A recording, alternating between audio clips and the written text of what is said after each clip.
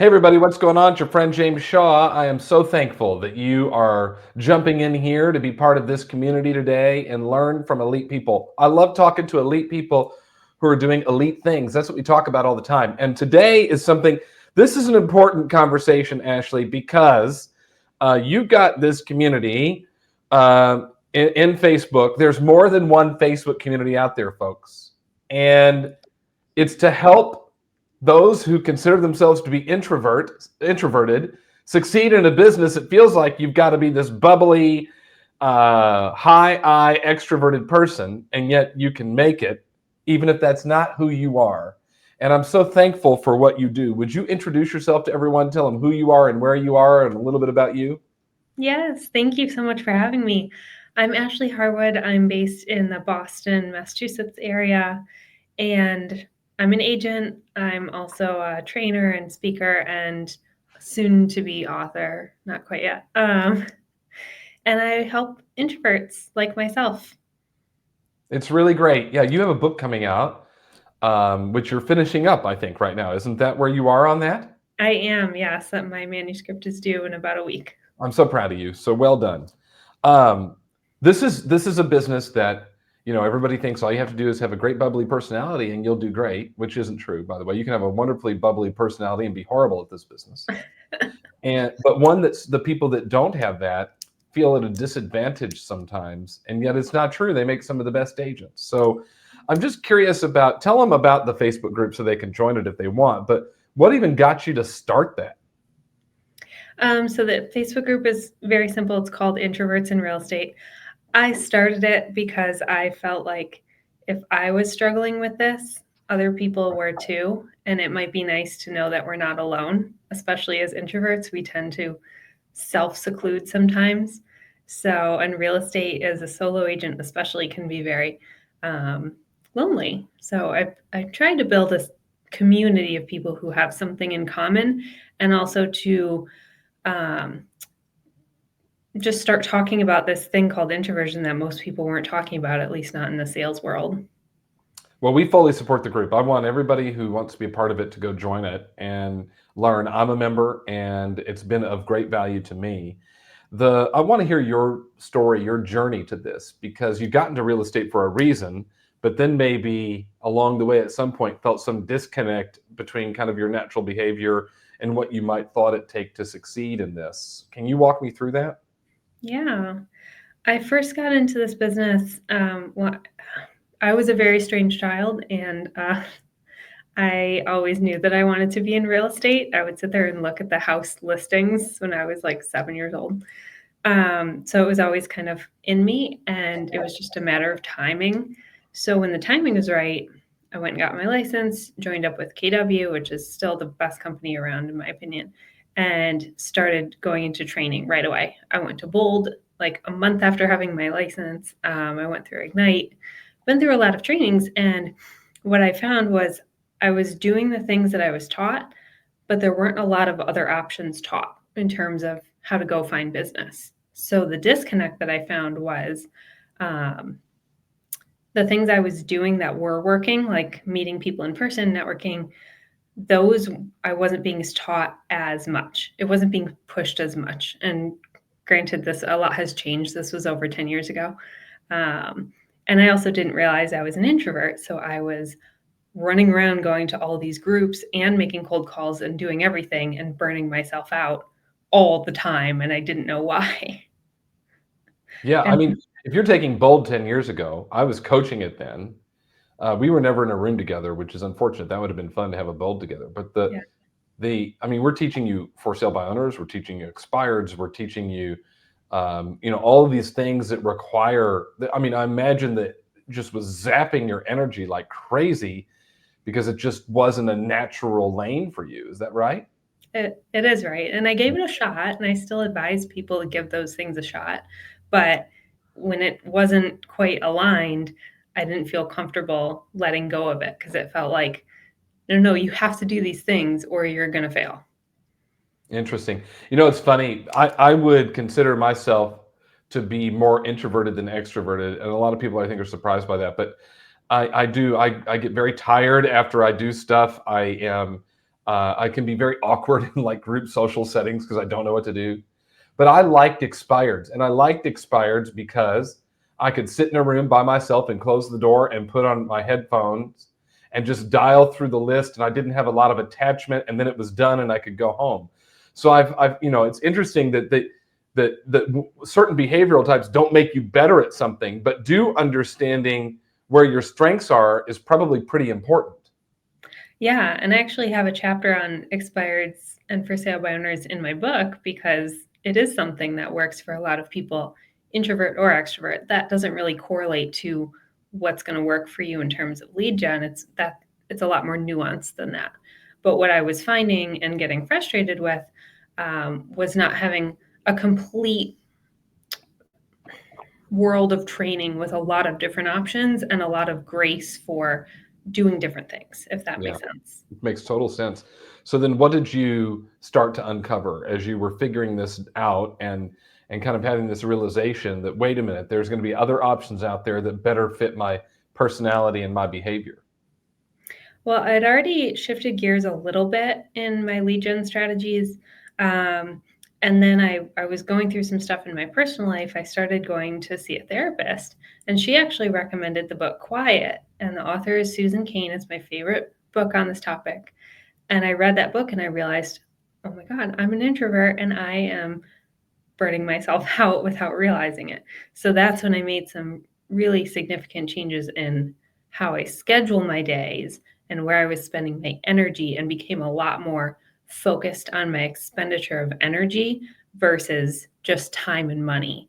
And I started tracking those things. And that's when I saw my business really take off. All right, so you started to calendar this stuff and track it. So walk us through what that looks like. I'm fascinated by this. So that was instead of trying to fit in 3 networking events and 2 coffee dates and 2 hours of cold calling all in one day, I would do less, but more intentional. So I was taking things off of my calendar. I eventually got rid of the cold calling entirely because I went on so many appointments and just it was not my thing. So I was not seeing the closings come from that, but I was seeing closings come from building out my sphere, meeting people and getting referrals. So I'm like, okay, why don't I just take my time and energy and put it all in on that and find different ways to stay in touch with people and add to my sphere versus going after strangers in this way that didn't feel right to me. I mean, it's good advice for everybody is you figure out what's in your lane and go own that. We don't have to do every strategy, but you need 4 that are in alignment with who you are. You found what yours are. And then you just came hyper focused on making sure your day was set up in a way that worked for you. Is that right? That's right. And I started taking days off too, which I think is a big challenge for most agents is being more consistent and taking days off. And that made a huge difference because then when I had my working days, I was so much more focused and more productive. We need refresh time, I think, is something people miss. But certainly, an introvert needs to recharge before they can get back out to be around people. So being purposeful about that seems like a really good idea. How are you doing that? Yeah.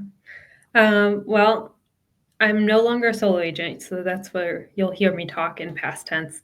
I'm currently part of a team, which when I got back into production after coaching full time, I knew I wanted to be part of a team so that I had more coverage and more flexibility.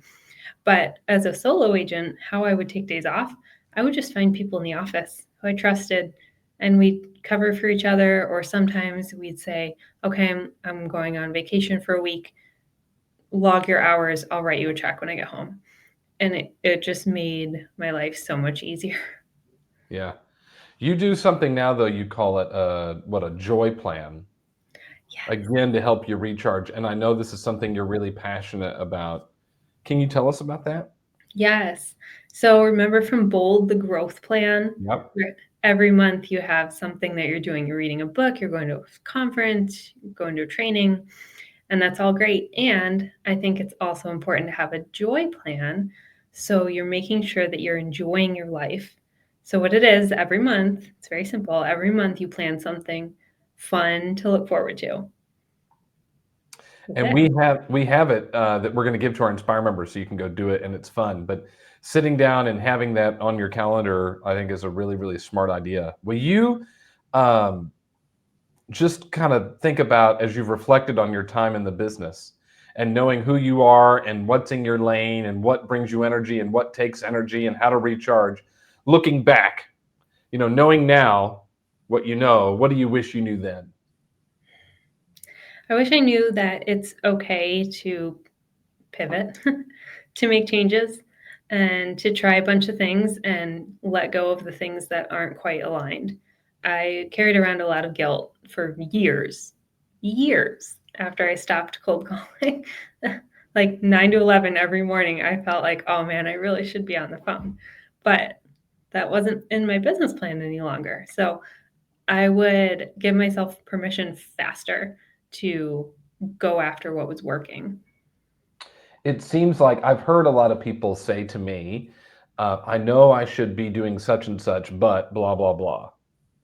And there seems to be, and part of it is because, look, what Bold is and what Bold was perfect for the time to be able to get people into production, and it works for a lot of people. Yes. But it doesn't, and I saw it in the hundreds of people who I had in Bold rooms with me, thousands of people who I had in Bold rooms with me, getting pushed out of their comfort zone, being willing to do other things, even if it was just for a moment, but being able to push through. Well, what we've done, though, the unintended consequence of that is we've created this environment or this space that says, if you aren't doing these things from this time, then you're a loser and you're not doing it wrong. And you're suggesting that's not actually true. You can win doing those things, but you can also win by not doing those things. And it's okay. Is that your advice? Absolutely. It is. And I'm so glad to see what you're doing, James, and your group, giving people that permission and encouragement to find what works for them. I think the industry has changed a lot for the better in that way, that we do have more options and feel more comfortable taking different paths and finding what works. It's so good. What would your advice be for someone who's an introvert that is just like, I don't know, that they can't quite figure out why maybe stuff isn't working for them? What would you say? I would say it's either we haven't given it enough time or enough effort. That's probably step one. Or it's not in alignment. So if the thing that you're trying to do is something that doesn't seem at all fun or enjoyable, it's just something you learned in a class and you're like, oh, well, this worked for so and so, it should work for me too. It's probably not going to. I would really start with things that they don't have to sound super fun, but they shouldn't sound miserable. So I would This start is with that. Listen, Ashley, I like you. I agree with you a lot. There are a lot of people that run around the country teaching things that say, here's my way to go do stuff. You should go do it too. And if you do this, you'll be successful. Yeah. And I've never agreed with that. I've never liked it. I've said that's one person's way that worked for them, and it may or may not work for you. I don't know. But I think what is better is to learn as many strategies as you can, and then continue to learn strategies as you go along the business, and then figure out, oh, that seems like something I could do. Oh, that's something I could do. And that's why we do these interviews every week inside of Pivot Shift Ahead, is to learn different strategies. And then we share them, right, through the YouTube channel or my website at jameseshaw.com, and all, so that people can go watch. Inspire members, we put together playbooks on them so you can go run the plays for them. But it's not a one size fits all business, Ashley. It's a one size fits you business. You got to figure out what is the size. Absolutely. And it's okay to get creative. So one thing that I've started implementing a few months ago is sending out mailers to old expireds. And that's something I haven't really tried before. So we're going to give it a shot. And you know what? It's just me sitting and writing and signing and folding, listening to jazz music. And so it doesn't seem awful. That's great. Shift has a section where Gary says, go and figure out your top lead sources. Go make a list of every lead you got in the last year and figure out the sources, and then take the top 4 or 5 and double down on those. And that would tell you what's working, but also tell you what's most in your lane. What didn't we talk about in here that you just get very excited to share with people as they consider how to succeed in this business, even as an introvert? I would think about what's the highest and best use of your energy as an introvert, because we don't have as much to go around and give to other people. We have a finite amount, and we have to make sure that we're recharging it alone, which takes time away from the business. So when you are working in the business, where can you spend that time that's the highest and best use of that energy output? That's the question I would be asking. And absolutely start with where your business is currently coming from and do more of that.